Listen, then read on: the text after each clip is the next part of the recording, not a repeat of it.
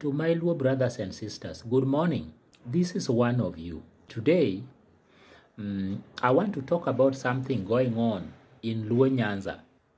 I am the one you have regarded as a prodigal son, and you consider me prodigal because I don't want to talk about, to subscribe to this nonsense that Odinga family has perpetuated amongst you for far too long.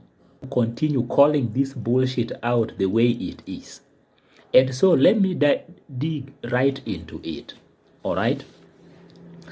Now, in politics, there is something called planned poverty.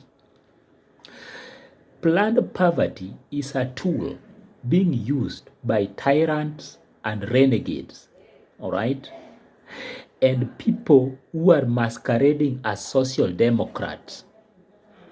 And they are using planned poverty or budgeted poverty as a way of controlling the people.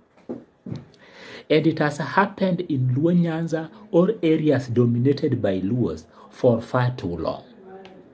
But you people have failed to talk about it. And do you know why you are scared to talk about it?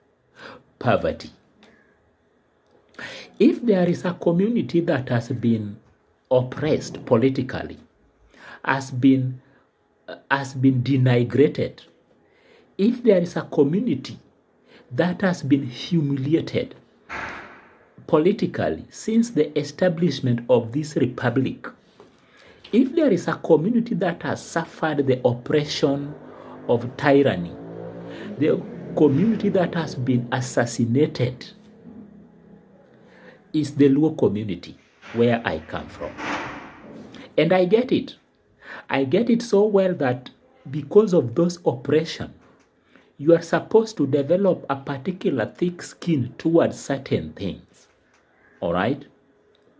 But have you ever asked yourself sometimes that even these oppressions can be engineered by people who are coming from among you? I am a believer in cleaning the house first before you go and complain about someone's house. If you want to be the change that you are projecting outside there, then be part of your own change. All right?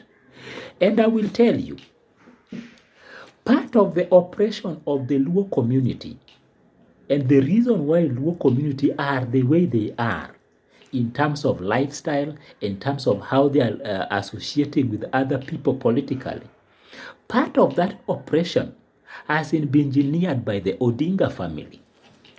And it was started as a plan. And every plan has got an exit stage. And being a smart politician, by extension Raila Amolo Odinga, is the one who has made the Luo community to be the way they are. All right? Can you imagine? Can you imagine a person who has led a constituency with the biggest slum in entire Africa, that is Kibera slums, and did nothing about that slum for 20 years, is now being projected as the only person who can transform Africa as a continent? My Luo brothers and sisters, when your dignity has been taken away by poverty, and especially budgeted poverty, it denies you the right even to question certain things. Because for me, as a person who has been privileged enough even to vie for a public office from among you, you will begin to appreciate the clearance of thought when we are talking about some of these issues. Can you tell me why Luos were against Robert Mugabe in his old age? Robert Mugabe saved Zimbabwe. Can you tell me why Luos were against Robert Mugabe and they were calling him old? But the same Luos are now praising a 90-year-old Oburu Odinga in the Senate. Can you tell me why Luos are castigating Museveni, the president of Uganda, while celebrating an 80-year-old who has vied 5 times and has failed to be president. I get it. When poverty has been perpetuated among you for far too long and your rights taken, you can celebrate anything. And worse off still, when social democracy is being laced with what we call metaphysics, all right? The science of metaphysics and reverse psychology, removing that person to embrace the freedom of thought and clarity is very difficult. And that is why, even after 60 years of service, even 60 years for service, it is the Luos who are still rewarding Raila Odinga instead of asking Raila how he has rewarded them. You get how the reverse psychology is working. In this country, there is a hospital called Mama Lucy Kibaki Hospital. It was established within 4 years of Kibaki's reign in power. But tell me why there is no such a hospital in the entire Luo Nyanza, Raila Odinga Hospital. You will never find it.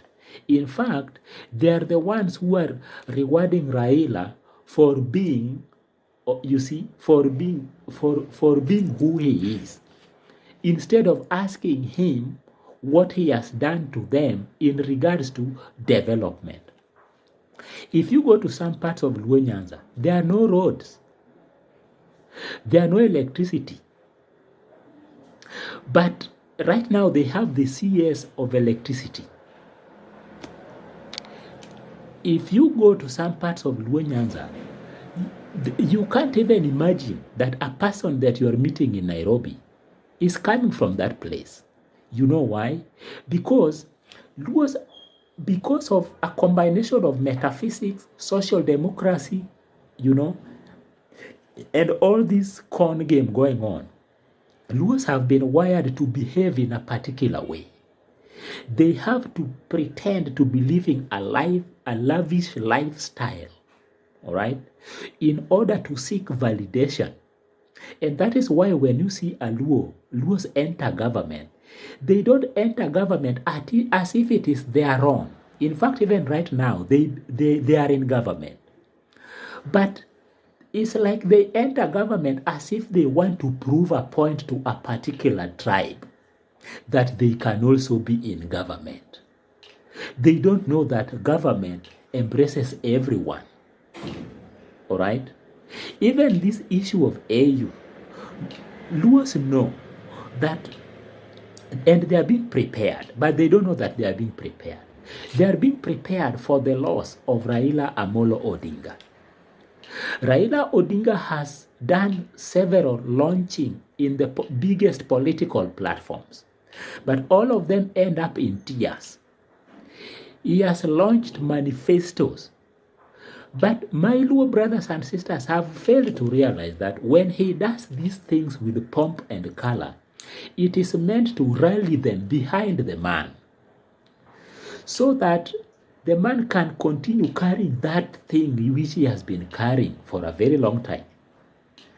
Can you imagine? While other people are getting aligned, they don't want the alignment of young people.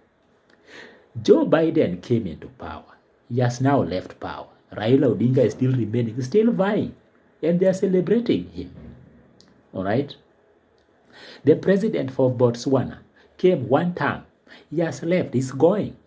But this one is still here, and they are still rewarding him, and they are still calling him Baba. Yet there is a young blood of leadership crying to be given a chance, and the young people of my generation in Luo Nyanza have refused to think beyond this man.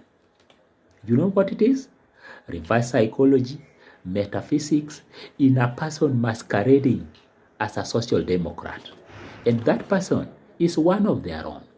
That is why there is this belief that a person who has failed to change a mere constituency for 20 years can now transform the entire Africa.